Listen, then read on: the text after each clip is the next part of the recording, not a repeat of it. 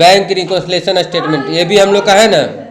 सुनो, bank reconciliation statement, तो देखो बैंक रिकॉन्सिलिएशन स्टेटमेंट क्या है कि बैंक रिकॉन्सिलिएशन स्टेटमेंट है ना, हम लोग के पास समझो पहले हम लोग का बीआरएस किसके द्वारा बनाया जाता है, बिजनेसमैन के द्वारा। हम जानते थे बैंक आगे में रहेगा ना तो सब बैंक लिखता है, लेकिन बैंक नहीं, बीआरएस कौन बनाता है, बिजनेसमैन। सुन लो, जैसे कैशबुक और पासबुक दो चीज़ होता है ना। कैशबुक जो बिजनेसमैन मेंटेन करता है, तो बिजनेसमैन इसलिए मेंटेन करता है, मान लो दिन भर में वो 20 25 चेक काटेगा, 25 आएगा 25 जाएगा, तो उसको चाहिए ना बैंक में हम लोग का कितना बैलेंस अभी अभी तुरंत है, तुरंत तो कोई नहीं बताएगा। तो उन लोग का एक स्टेटमेंट निकलता है 10 दिन 15 दिन 20 दिन बाद निकालता है अपना जाके। तो उन लोग घर में भी एक डायरी मेंटेन करता है जिसको क्या बोलते हैं, कैशबुक। उसमें अपना भाषा में लिखता है कि इतना जमा किए, इतना निकाले, इतना है, तो अपना एक बैलेंस लिख के रखता है। ठीक है, तो हर जैसे हम लोग वो सब कौन लिखता है, जैसे बिजनेस मैन है जिसका दिन भर 20 30 40 50 ट्रांजेक्शन हो रहा है। ठीक है, तब उसके बाद क्या है सुन लो, तो दोनों हम लोग का बैंक का दोनों का क्या होना चाहिए, बराबर होना चाहिए ना, लेकिन बराबर होता नहीं है। तो देखो उसी को जाने, bank reconciliation statement is a statement which is prepared for reconcile the balance of cashbook and passbook. Cashbook और पासबुक के अंतर को मिलाने के लिए हम लोग क्या बनाते हैं, बैंक रिकॉन्सिलिएशन। ठीक है, कैशबुक का हमेशा डेबिट बैलेंस होता है, अब पासबुक का हमेशा क्रेडिट बैलेंस। सी से कैशबुक याद रखना, कैश से एसेट्स होता है ना, एसेट्स हमेशा क्या होगा, डेबिट। अब पासबुक हमेशा क्या होगा, PCCD। ठीक है, लेकिन अब देखो ये जो नीचे में तुम लोग को दिख रहा है रूल है, लेकिन रूल हम नहीं पढ़ा रहे। अभी तुम लोग को क्या बता रहे, सुन लो, कौन कौन ऐसा कारण है। ठीक है, कौन कौन ऐसा कारण है जिसके कारण कैशबुक और पासबुक में क्या हो जाता है, डिफरेंस हो जाता है। ठीक है, जैसे चेक इशूड किए लेकिन अभी तक प्रेजेंट। यहाँ पर देखो चेक इशूड मतलब क्या होता है, सुन लो। चेक इशूड मतलब हम लोग चेक किसी को दिए, मतलब हम पेमेंट किए हम लोग किसी को चेक। मान लो रेंट देना था, हम लोग दे दिए मकान मालिक को, रेंट चेक ही दे दिए, तो क्या कहलाएगा, चेक इशूड। कहीं से सामान खरीदे, हम लोग उसको क्या दे दिए, चेक दे दिए, तो क्या कहलाएगा, चेक इशूड। तो चेक इशूड किए लेकिन अभी तक पेमेंट प्रेजेंट नहीं हुआ है पेमेंट के लिए। होता क्या है, देखो बैंक रिकॉन्सिलिएशन हमेशा मंथली बनाया जाता है लगभग। अब मान लो हम लोग जून में किसी को चेक दिए, वो जुलाई में जाके, एक चेक 3 महीना तक वैलिड होता है पता है ना। तो मान लो अगला महीना जाके बैंक में डालेगा, तो अगला महीना सब्ट्रैक्ट होगा हम लोग का अकाउंट से। तो ये हो गया चेक इशूड किए लेकिन अभी तक प्रेजेंट नहीं हुआ। फिर सेकंड क्या है, check issued but not recorded in cash book. Check issued किए लेकिन अभी तो हम लोग अपना नाम ही लिखने भूल गए। होता है ना ऐसा, जैसे हम लोग से भी तो छूट सकता है। मान लो हम होता है चेक किसी को दे दिए, बोले ठीक है बाद में डायरी में मेंटेन कर लेंगे, लेकिन हम लोग क्या हो गया, छूट गया कैश बुक में लिखना। चेक इशूड किए लेकिन डिजोनर, चेक हम लोग किसी को दिए लेकिन बैंक उसको क्या कर दिया, डिजोनर। बहुत कारण हो सकता है, साइन नहीं मिल रहा, ओवर राइटिंग है, आउट ऑफ डेट हो गया, चेक में कुछ डिफॉल्ट है और सारा इनसफिशिएंट बैलेंस हो सकता है, किसी कारण से चेक क्या हो गया, डिजोनर। ठीक है, तो बैंक हम लोग के लिए, बैंक हम लोग का डिजोनर कर सकता है। उसी तरह चेक डिपॉजिट के साथ भी इतना घटना घटता है। चेक जमा किए लेकिन अभी तक जमा नहीं हुआ है। ठीक है, चेक जमा किए लेकिन अभी तक हम लोग अपना कैशबुक में ही लिखने छोड़ दिए 5 नंबर। चेक डिजोनर कर दिया कौन, बैंक। या और क्या अंतर का कारण हो सकता है, bank charge by bank. Bank हम लोग बोले चार्ज किया तो हम लोग को नहीं पता चलेगा।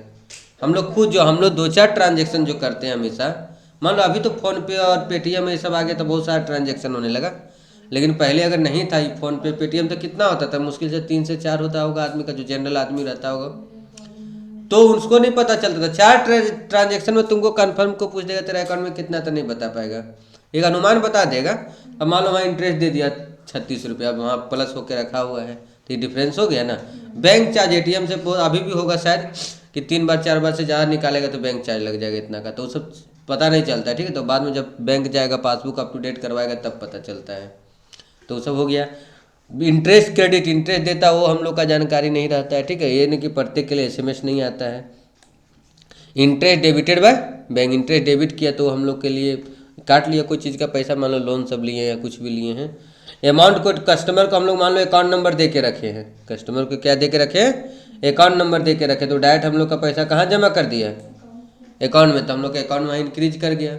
इंटरेस्ट चार्ज ऑन ओवरड्राफ्ट में, इंटरेस्ट हम लोग चार्ज किया गया किस में, ओवरड्राफ्ट में। ठीक है ना, ओवरड्राफ्ट मतलब ज़्यादा पैसा निकालें तो माइनस होगा हम लोग का वहाँ। इंटरेस्ट ऑन इन्वेस्टमेंट हमेशा प्लस होगा। Dividend collected by bank, dividend collect किया गया किसके द्वारा, बैंक के द्वारा, प्लस होगा वहाँ पर बैंक में बता रहे।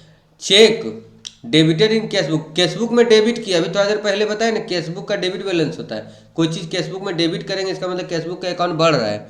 कैशबुक में डेबिट किया लेकिन ओमिटेड टू बैंक, लेकिन वही बैंक भेजने क्या हो गए, भूल गए, होता है ना कि बाद में भेजेंगे।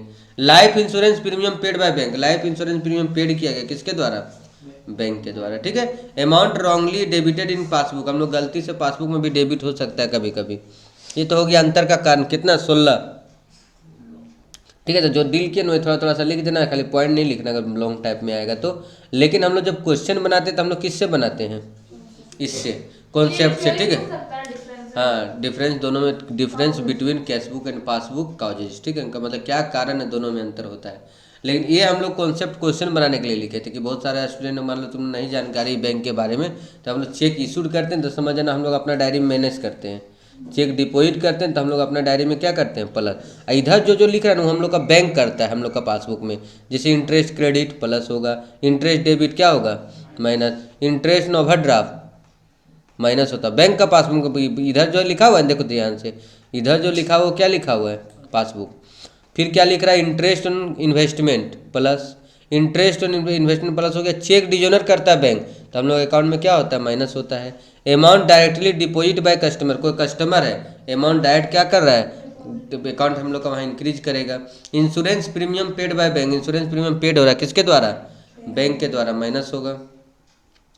Bank charge by bank, bank charge minus होगा। डिविडेंड कलेक्टेड बाय बैंक क्या हो जाएगा, प्लस। तो मतलब ये हम लोग का कॉन्सेप्ट होगा क्वेश्चन बनाने का, लेकिन मेन हम लोग का थ्योरी आएगा ये वाला, अगर आता है एग्जाम में तब। अब जान ही रहा BBMQ क्या कर देगा उसका कोई भरोसा नहीं है, लेकिन बैंक रिकॉन्सिलिएशन स्टेटमेंट क्या होता है शॉर्ट में आ सकता है, ठीक है। अभी पूछ देगा कैशबुक क्या होता है तो लिख देना 2 लाइन में, cashbook is maintain by business for record the banking transaction and cashbook has always debit balance, ये सब ना लिखेगी। और क्या लिखेगी, पासबुक रहेगा तो passbook is maintain by the bank and passbook है डेबिट बैलेंस, ये credit balance, all transaction recorded by the bank in this passbook, ये सब ना लिखेगा। और क्या लिखेगा, पासबुक में छोटा सा कुछ दिया तो मेन हम लोग का क्या causes for difference between passbook and cashbook.